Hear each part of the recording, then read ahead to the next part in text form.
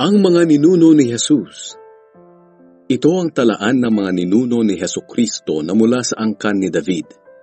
Si David ay mula sa lahi ni Abraham. Si Abraham ang ama ni Isaac. Si Isaac ang ama ni Jacob. At si Jacob ang ama ni Juda at ng kaniyang mga kapatid. Si Juda ang ama ni Perez at Zerah. At si Tamar ang kanilang ina. Si Perez ang ama ni Hezron. At si Hezron ang ama ni Aram. Si Aram ang ama ni Aminadab. Si Aminadab ang ama ni Nashon. At si Nashon ang ama ni Salmon. Si Salmon ang ama ni Boaz. At si Rahab ang kanyang ina. Si Boaz ang ama ni Obed. At si Ruth ang kanyang ina. Si Obed ang ama ni Jesse.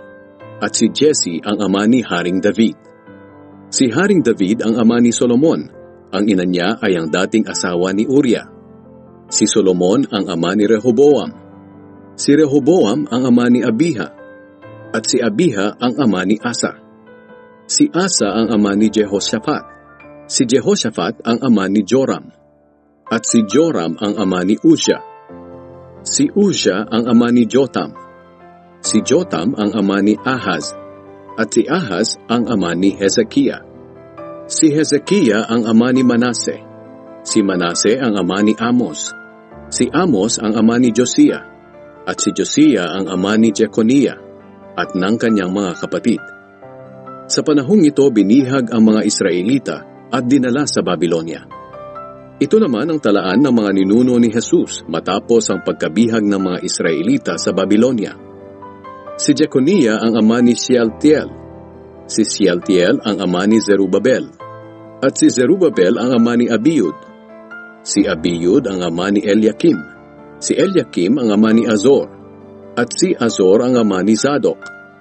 Si Zadok ang ama ni Akim. Si Akim ang ama ni Eliud. At si Eliud ang ama ni Eleazar. Si Eleazar ang ama ni Matan. Si Matan ang ama ni Jacob. At si Jacob ang ama ni Jose na ang asaway si Maria. Si Maria ang ina ni Jesus na tinatawag na Kristo. Kaya may 14 na henerasyon mula kay Abraham hanggang kay David. May 14 na henerasyon naman mula kay David hanggang sa pagkabihag ng mga Israelita sa Babylonia. At may 14 na henerasyon din mula sa pagkabihag hanggang kay Kristo.